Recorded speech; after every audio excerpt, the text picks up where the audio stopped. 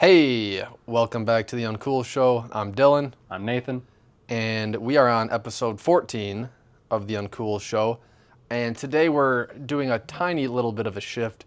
Instead of doing a film retrospective, so to speak, this will be the first installment in the now playing show, so to speak. So this will be pretty much the same content, but a little more short form, a little less structure. Not that we are too structured to begin with, but and these will of course be movies that are now playing. And last night Nathan's wife Mallory, and I saw One Battle After Another in IMAX, the new Paul Thomas Anderson film, and without saying too much, it was incredible. Nathan, give our growing viewership a little taste. Well, this is the new, like Dylan said, the new PTA movie, Paul Thomas Anderson, and this is his first outing with Leo DiCaprio, a partnership that has been about 25 years in the making. Yep. They finally get to work together, two powerhouses in the film industry. One of my favorite actors, and one of your favorite, if not, he's one of our favorites, and he's probably the best actor working right now. He's Leo. Consistently. What do you need to say for Leonardo DiCaprio? Right. Even people who aren't big fans of him, they respect the talent. Leo, the one name moniker Leo is synonymous with movies and pop culture. Yep. You say Leo, you think of DiCaprio and his long storied career of awesome work. Yep. And that continues. That continues. It absolutely continues, and also PTA's long storied career also continues as one of the peak directors of his era. I think he's top 3 working right now for me. Right. Same with here. PTA is an incredible talent, both as a writer, a director. He every single PTA movie is a tentpole event for me and for Nathan, for a lot of film nerds around the world. People have been waiting for his follow-up for a while, and he didn't disappoint. No, he really did not. And again, as you said, Leo was almost in Boogie Nights. This is something that the two of them have skated around each other and circled each other and then crossed each other off multiple times. And it really is a pleasure to see it all come together after all this time. We're not going to try to give too many spoilers, of course. We want these to go encourage you to support these movies, to go experience these movies in theaters. Go see it on the biggest screen you can. This is one of those movies. It's a testament to the IMAX, format. I was just telling Dylan before we recorded, this is one of the first. I've seen a couple movies in IMAX. I want to go see more after seeing this. I think that on that format, this film looked incredible. I'm sure it looks great on any screen you go see it. Go see it on any screen you can. But the IMAX just lended itself to how epic and visually inventive this whole movie is. Yeah. And this is going into PTA. This is him flexing his chops as a filmmaker. This is him turning more commercial in a way, but still keeping his, strange idiosyncrasies and his calling cards. His very unique sensibility. Yes. He is one of, and to me, there aren't many directors where you could put me blindly in front of one of their movies and be like, oh, this is a Fincher movie. This is a PTA movie. But the way he shoots, especially close-ups, I don't know what kind of lenses he uses, but it's very indicative of what we've seen from him his whole career. Beautiful color palette, beautiful lighting.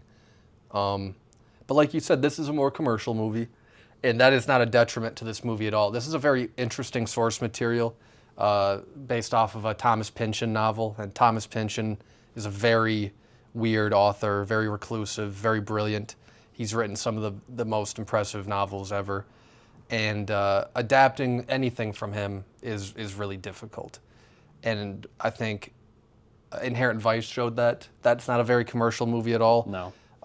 Very hard to get into. I love it, but it's not commercial at all.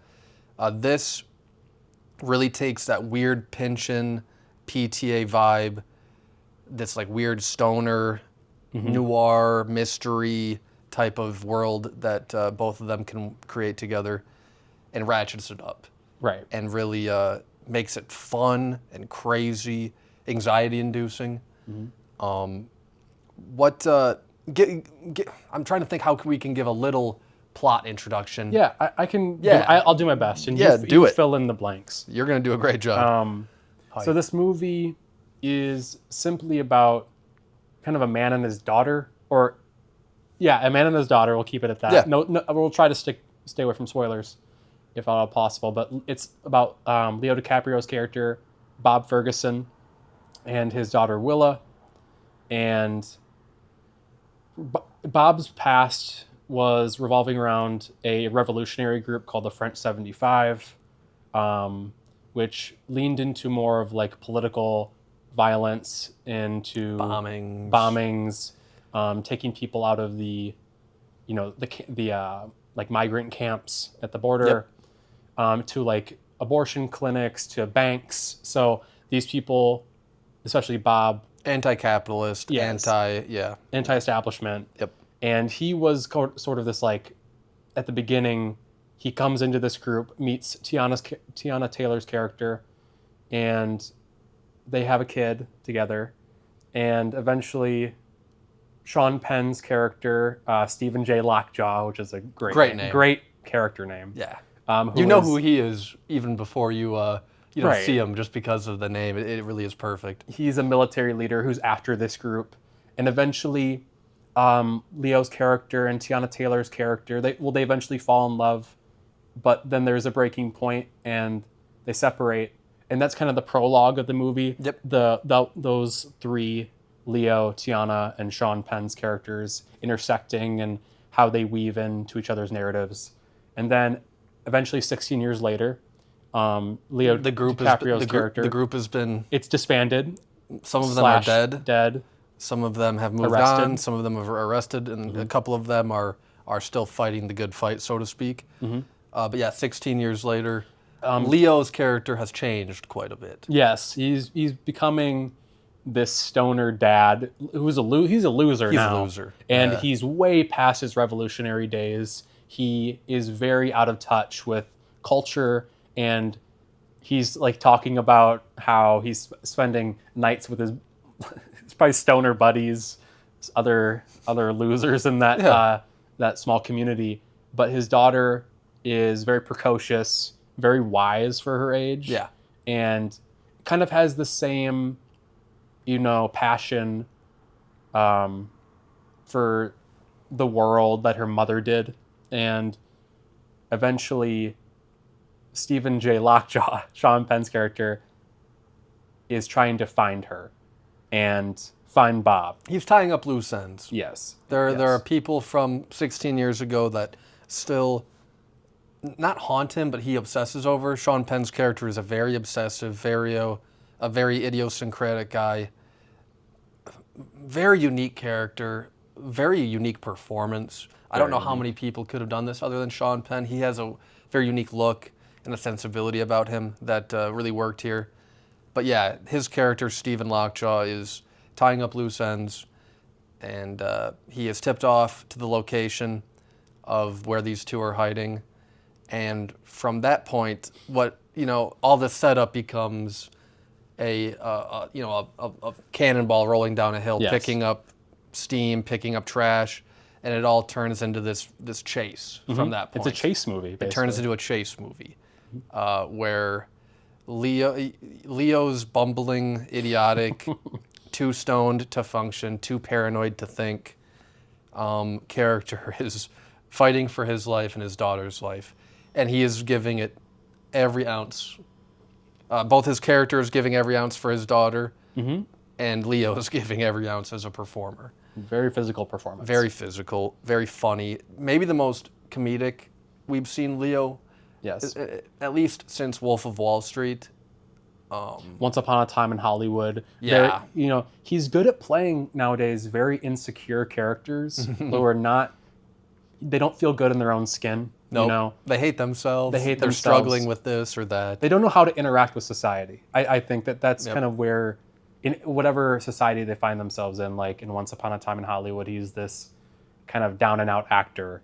Alcoholic in that one. Don't Look Up, a lesser movie, but he's this scientist who is trying to find a way to warn the world of the impending doom. And in this, he's, like we said, this stoner dad who is completely out of touch with his daughter's life, Yep. his own life, and he does just smoke pot and drink all and day watch movies and just in his little shack. He's just living in a shack off grid. Doesn't seem to have any money coming in. Again, is very paranoid. Doesn't want his daughter to have a cell phone. Doesn't want his daughter to participate in social events of any kind. He's still fighting the fight up here, even though the war is over. Right. But then the war does come back, and all of his, paranoia that he's probably been living off of for the last decade and a half does come true, and things do happen, and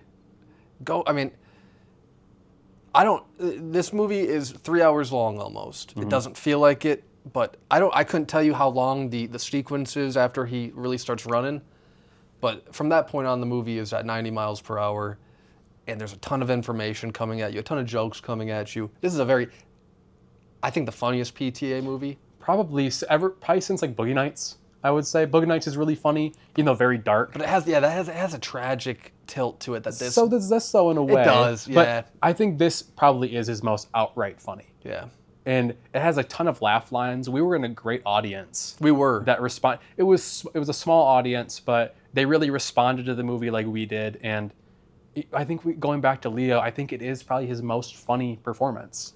Because, like you said, it's very physical. Watching Leo do physical comedy isn't done very often anymore. It's kind of a relic of a bygone era. From Abbott and Costello all the way to Farley, when Farley was at his peak on SNL and everything was physical. Sandler did a lot of all those SNL guys really. There was a lot of physical. Farrell. Yeah. You can go down the line. There's always been physical comedy on SNL and all those ancillary pieces, but just culturally, physical comedy isn't doing as well. Melissa McCarthy had her moment with physical comedy. Yes. But to watch a filmmaker of this level and watch an actor like Leo lean into it is a really unique experience. We can touch on Benicio del Toro really quickly. Sensei Sergio. He is the sensei. If you've seen the trailers to this movie, that's the main moment in the trailer. Benicio's great in this. Very understated. Very understated. You can tell that him and Bob have a relationship where there doesn't even have to be words, really. No. The moment he sees Bob, he's like, all right, time to help. He doesn't even... I don't, maybe you noticed this. He never asks Bob if he wants a beer. He just throws it to him. He's just constantly feeding him beer so that Bob will level out a little bit. Yes. Every single time that Leo is going on a little moment, he just cracks open a Modelo and silently puts it in front of him. He's a very loving, very organized, very zen type of guy. Very zen. He's the steadiest hand, I would say, in the whole entire movie. Besides maybe Regina Hall's character, who we'll get to in a second. Yeah. But Benicio kind of brings, like you said, he kind of centers Bob, and he kind of brings him back down slowly to reality. And you do meet him through the chase. That's why I brought him up. Right when Leo is starting to run, he's like, I need to find Sensei. That's the first person he's going to. Who is teaching his daughter karate. Yep. So they have that relationship where he trusts him because, you're helping my daughter along where I can't. You're actually teaching her these, practices that are bringing her back into reality and her helping her establish some sort of identity in herself. Yep. And Bob desperately needs that, and that's Sensei for him. And it seems like Sensei Sergio is kind of that for the whole entire community. Yeah, he's that for everybody who knows him. Because in the midst of this chase with Bob and Sean Penn's character, and them trying to find his daughter, Sean Penn's character, Lockjaw, and his military outfit are raiding this community and trying desperately, however they can, to find the daughter. Yep. And Sergio is kind of, everyone is coming to him with these concerns, and he's harboring a lot of migrants too in this community and helping them get out of the town. And even with all this chaos going around Benicio's character, he's so centered, and he's baked into reality, and he's not too up or too down, while Bob's character is completely fluctuating. The whole film. Yeah. Yeah, I was really I think this is maybe the most likable Benicio performance, just in terms of his character.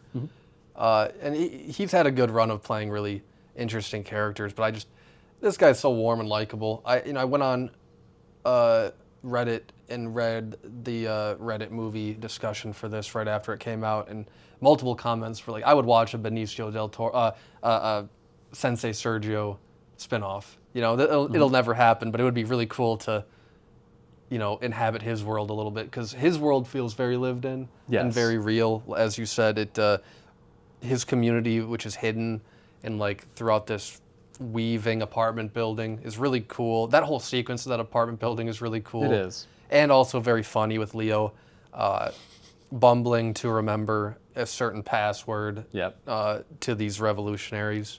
I thought that was one of the better, just him like, this isn't a spoiler, just, like, I've smoked too much. I don't remember. This is who I am. I've abused, please help me. I've abused drugs and marijuana. alcohol. Yeah, drugs and alcohol for so long. I can't remember years. this. He's like, give me credit for knowing the first couple of them. Yep. He again. Great phone acting. Like, he's acting to nobody on the phone, and it feels so real and intense and so funny. Yeah. That's where a lot of the comedy, I think, comes from, especially in that second act. I think he is the comedy of the movie. Yep. And then almost every other character around him is completely grounded, which makes the dynamic between him and all these characters really unique and fun. His daughter, played by Chase Infinity. Yes. Her film debut. First movie. She's done some TV work. She was in Presumed Innocent? Okay. Yeah, the new Jake Gyllenhaal show. The Jake Gyllenhaal show on Apple. Yeah, I didn't see that. I know Gus did, I'm sure. Yeah, I did. But really impressed with her. She clearly has a really bright future ahead of her. You don't... If PTA puts you in a movie for your first role, things seem to start to happen for you. Like a Cooper Hoffman. Like a Cooper Hoffman, the Haim Alana sister, Haim, Alana. Yeah. Mark Wahlberg. Absolutely. You could go back throughout a couple of his movies and find a young actor who, PTA knew they had something, and that was kind of it. And this is clearly that. She is really, really good in this. I think other than Leo, she has the hardest role. She's always in peril. She's most of the time in peril and in the middle of a chase. Yep. And she is really asked to really lead the movie, I think, especially in the third act, in terms of driving the narrative and the story. Yes. Yep. She is used in a car chase sequence. She's abducted and has to get out of a situation where she might be killed, and she's held hostage by Sean Penn at one point. And it's a very, all over the place third act, but she is thrown right in the middle of it and asked to do a lot from PTA. Yep. And she delivers like a lot. Really well. For her age. And it's her first movie. That's incredible. Again, PTA just has such a vision for talent, and I can't wait to see what she does coming up. Same with Cooper Hoffman. It's just really fun to watch these young actors blossom, and I bet both of those actors continue to work with PTA in some capacity. I think so. Especially Cooper, just because of the ties there. But, we did touch on Sean Penn. Just getting back to Sean Penn, his arc, his character, one of the stranger villain characters you'll ever see. And he is the villain, the main villain, so to speak. But there's something so deeply tragic and off-putting and gross and sad about his villain. That's, to me, what makes a good villain, really, is like there's a touch of humanity in there, and he's really good at bringing that out. He's trying to extract that humanity out of him. By any means necessary. Right, he's trying to eradicate his past. Yep. And trying to, give up his humanity to enter into this secret society, Yeah.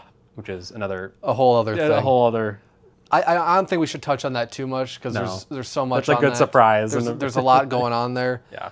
But I did mention SNL before. SNL, one of the best comedic writers of all time, Jim Downey, has a fun little role in this movie. Mm-hmm. Most people know him from the Epstein, the financial, The financial, the financier. the financier. Yeah. It's that guy. The from that Conan meme. podcast Yeah, clip. Yep. but to a lot of other people, he's the most brilliant comedic writer of all time. He has a case for it. He does. He just does. He's probably the most prolific SNL writer of his time. Widely respected, still widely used all over the place, and it was really fun to watch him pop up, along with a couple of Lost alum. Oh yes, the television show.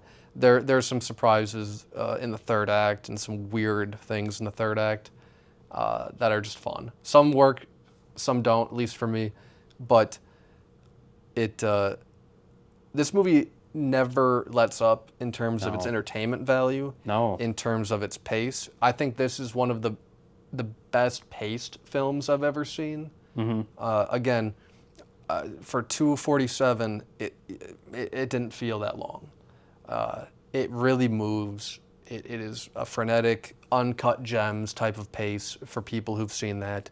The score by Johnny Greenwood really underscores this anxiety. Johnny Greenwood of Radiohead fame, who has become a brilliant film composer. And a good collaborator with PTA. Yeah, he does everything with PTA now in terms of music, and he should.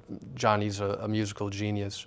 I think film scoring is in a really good place between Johnny Greenwood, Ludwig Göransson of Black Panther and Oppenheimer. Sinners, Oppenheimer.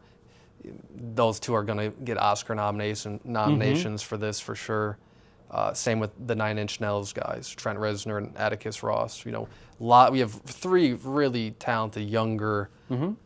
Justin Hurwitz. There's so many actually, but film scoring's in a great place right now, and Johnny really brings an interesting mix of tension and anxiety, and some weird sound effects, and it's just great. It's very jazzy in a weird way. He's at the piano score. It feels completely improvised. I was just gonna say, it feels like as if Greenwood sat at a table with a piano in front of him, like a keyboard, and watched the movie play out, and he's just playing along with it as he's watching what happens with Leo's character and the chase that ensues. And it really does ratchet up the tension, that score, and kind of makes the whole movie seem a little unpredictable. Because it never there's no sharp da-dun or... I think I read online, there's about a half an hour, 45 minutes where that piano is just undercut everything, and there's no other music for about 45 minutes straight. The Leo chase in the town is just going. Is all that score. Yep. And sitting there watching it, you're just like, man, this feels like it. The whole movie's obviously this whole narrative has to feel somewhat improvised because there's so much chaos going on in the town and with Leo's character that the score almost matches Leo's mentality in his own mind. Where he doesn't have a chance to just sit down and breathe. It's go, go, go. Yep. And he's not allowed to rest, and neither does the score. I likened it to the John Batiste Saturday Night score. Much different movie, but the same type of it's just jazzy piano and it's anxiety inducing. Again, much different movies, but the same type of following one character pretty much the whole time, and this character is in some state of chaos the whole time. And it's really simple but effective in both of these movies. A good, simple, kind of shrill piano, just going and going and going. And you would think that after 45 minutes you'd kind of get tired of it, man, this is a bit much, but it isn't. It really works, and it's a testament to both Johnny and everything on screen. But yeah, I definitely have to highlight the score to this. It was terrific. What are your thoughts on this film in the scope of the whole film year, so to speak? We were talking before we started recording. I think this is my movie of the year, and I think it'll be hard to beat this. Obviously, there's still a lot of movies to go. We have the fall festival season, and all the Oscar-worthy movies will be coming out soon. But this is just the perfect mix of commercial entertainment with auteur filmmaking from PTA. And I think that's what I want out of all of my movies. You know, I think that's the stuff we crave. Yeah. I wouldn't put these two directors quite on the same level yet, but I think that's why I enjoyed Sinners so much. You feel so much of Ryan Coogler's voice throughout that whole entire movie. It is very uniquely He's a great him. filmmaker in his own right. But my two favorite movies of this year, One Battle After Another and Sinners, you feel the filmmaker in every shot and every aspect of the movie. And I really want this movie more to of those, which is why I want this movie to be so successful. You know, I know it's not going to be a massive blockbuster, but I want it to make enough money to where the studios feel comfortable handing these auteur filmmakers the budget to make an IMAX. Who would have thought that PTA would be working with an IMAX format, an IMAX camera, and it looked gorgeous. And how could we ever doubt him? You know, like I said earlier, he flexes. These studio heads, you know, what was the last PTA movie to turn a profit? You know? That's true. And that's all they care about. Inherent Vice did not turn a profit. Licorice Pizza did not turn a profit. I guarantee Phantom Thread did not turn a profit. Yeah. And that's a masterpiece. Maybe There Will Be Blood turned a profit, but I don't know. We're going to have to look up, to be honest with you. But, you know, unfortunately, that is always the limitation. But again, auteurs like PTA, Fincher, Denis, they seem to get what they want. One way or another, one studio or another. There's a lot of these studios like, PTA, we're not going to make money, but we're going to make it. You know, I think most of the time they do know that. This is not, I don't think this will turn a profit. I hope it does. I hope it really does. It's kind of why we're making this. This is such a fun movie. Yeah, it's long. Take a friend to it. It's so fun. It's very accessible in a weird way. Obviously, it's radical and it's political. Some of it's political ideas. A couple of walkouts of our theater. Some older couple walked out. The first 15, 20 minutes is very political. And very intense and violent. And that is where most of the walkout was. That was when the walkout was during a certain montage that I don't want to spoil. That was very well done. Yeah, but very effective.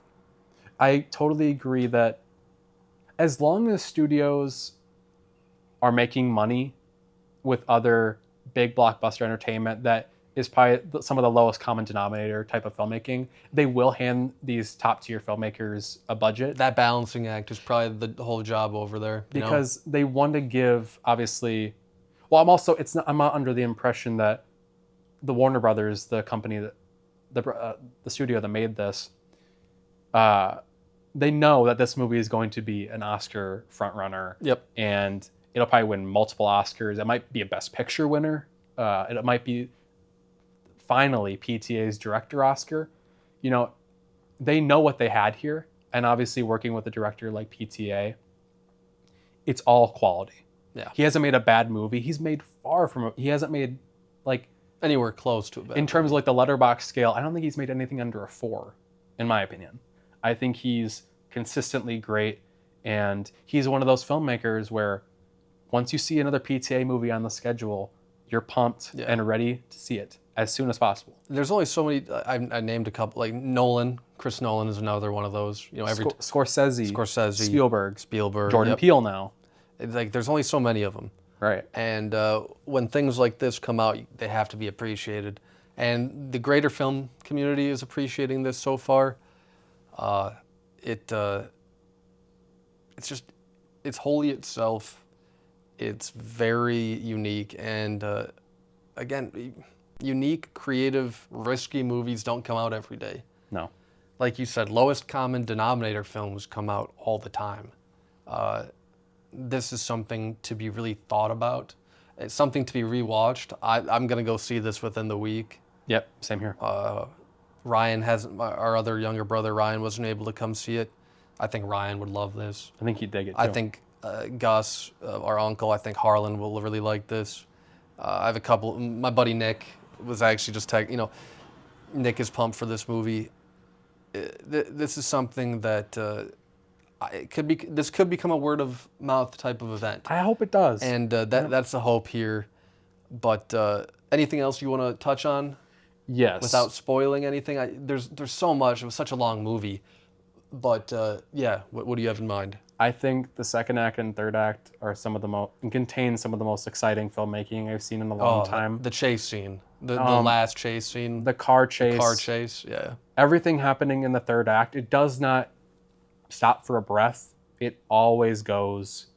And there's the car chase sequence has some of the most inventive and unique filmmaking where PTA mounts a camera at the front of the car on the hood. You feel like you're on a roller coaster. You feel like you're on a roller coaster going up and down the hills in this kind of desert landscape. Yep. And it's a really creative way to show how close the cars are to each other and measures out how far the person chasing you is behind you. Yep. And that's probably, I know we're not doing categories for this review, but that's probably my favorite sequence and one where I was just totally transfixed. And I think that sequence specifically uses the IMAX format Oh my gosh, yeah. so brilliantly. Yeah. You know, like you said, you do feel like you're on the roller coaster because it moves up and down this hill, and that it's like a 5 to 10 minute sequence where you don't know. You are going back to that shot often for a bit. Absolutely. But it works between every these single time. 3 vehicles. Yep. And it's so tense. And And it really is unpredictable. You really don't know what's going to happen like, at the end. Imagine the plotting and like the planning of that shoot and how many I can't imagine how long they spent on that sequence. Oh, I know. But it was worth it. I mean, it is the most unique cinematography ever used, at least that I've seen in terms of that type of sequence. It reminded the bridge sequence in Sorcerer just popped in my head, not Yes. because of how it's filmed, but just because of like the difficulty in the filming and how long it must have taken and the dedication to the craft. Again, I wouldn't be shocked if this sequence took 2-3 weeks, even longer. It's reminiscent of another Friedkin movie, French Connection, where Yep. he's going down New York, and they filmed that movie that chase without a permit, so they're literally like weaving in and out of traffic. And I also think the camera is mounted on the car in that situation, but it feels so, you have to brace yourself when watching it. And I know it's not as busy as like a New York City atmosphere, but the desert, it's a barren landscape that feels very unsafe, and it's a very busy setting within that chase. There's only 3 cars, but you feel like it feels like you're in the middle of like a Mad Max Fury Road wasteland. Yeah, for sure. And you're seeing the heat come off of the road and on the horizon. It again, the IMAX format really lended itself to this sequence, and I was, that's probably the most impressive sequence. If it's not that, for my favorite, it's just everything with Leo getting to Sensei and everything in the apartment building. I mean, the moment his daughter leaves for the night and things, I mean, it's like a 10 to 15 minute sequence, so it's kind of a cheating that I keep doing on this, but it moves so frenetically, it really is just one scene. But I think that is some of the funniest, most inventive comedy I've seen in a while. And that, I guess that's really what this movie is. It's just, this movie is inventive. And I really hope it gets the love it deserves. I think it should get 15 Oscar noms. It probably won't get that many, but It'll get a lot. it will get a lot. Before we end this, going back to Sean Penn, I'm so glad that PTA used him again in such a creative way. I've never seen Sean Penn in this kind of animalistic. He's this insane militant animal. Yeah, he's like a Terminator. He's insatiable. Yeah. He can't be stopped in any way. He is so determined, and where that character ends up going is so unique and wild. And his appearance too Sean Penn got jacked for this. Yeah, He's huge. He's veiny. He's like old and wrinkly, and it looks like you could like bake it, like you could cook an egg on him. Yeah. He's so like red and warm, and it's just no, he like always drenched in sweat. it's just gross. You know, he It's really gross. He is. Everything about his character is really something. Mm-hmm. And yeah, we touched on it, but like he'll probably get Best Supporting. He might win. Yeah, He definitely might win this year. he's gonna get a nomination. He's that good. He very well could win. I was transfixed every time he was on the screen. Every time. It was like a car wreck. You can't help but look at him. Exactly. Both before and after certain events happen to him and change very real parts of him. You can't not look. He has a presence in this film that there's a shot of him in the third act coming over a horizon line where it's like, this is Terminator. Like, yes. You know, like this is like Terminator. He's the 2. T-1000. Like just, yep. You know, that was one of my favorite shots. Oh, in the film. mine It was too. Just crazy. Yep. Just crazy. But, you know, Sean Penn was incredible. And he's somebody who I respect his talent quite a bit. There's a lot of times where Sean Penn doesn't always work for me. Mm-hmm. This is not one of them. He is incredible in this. I think he was born to be this guy, Stephen Lockjaw. And yeah, I couldn't be more enthused about this movie. This is definitely my movie of the year so far. I think it's miles above everything I've seen so far. We'll see what happens. There's a lot of time left, like you said, but I really can't wait to revisit this. You know, It hasn't even been 12 hours, really. No, it hasn't. You know, but Yeah. I can't wait. It's a really astonishing achievement. And PTA has been working on this movie since right after Magnolia in 1999. You know, he started working on the script right around then, I believe. And, you know, this is a culmination of everything he's learned, every influence, you can see a piece of everything he's made in here. Clearly he's pulling in other actors who've worked with him before. You know, it really does feel like a culmination. And this would, to me, so far, this would be like a David Fincher level snub. Like I know. When Fincher did not win The Social Network, and The Social Network didn't win Best most of what it should have won. Best Actor. Yeah, it should have swept the Oscars that year, and it didn't. That was a travesty that like really soured me on the Academy for a long time. And I don't think this is quite to that level. I think The Social Network is, it's a masterpiece, and so is this. But anyway, I think it would be a travesty if this doesn't sweep some stuff. I mean, maybe not Leo, maybe some of the actors don't get stuff, but best adapted screenplay, best director, best picture, I think. Sean Penn. Yeah, I think those four could be a lock, and I think they Cinematography. should be a lock. Yeah. I think that this might be an its time movie for PTA. I'm kind of crossing my Much fingers, like The hoping it Departed is. with Scorsese. Exactly.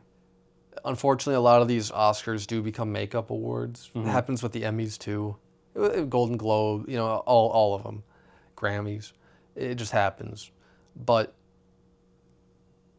it really does feel like time. It felt like time. It does feel like, and I don't. It felt like time a decade and a half, two and a half decades ago for this guy. I don't even think this is PTA's best movie. Nope. But this is one of his best movies, in my opinion, and this just really feels like the culmination of 25 years of filmmaking, more than that. They're almost 30 at this point.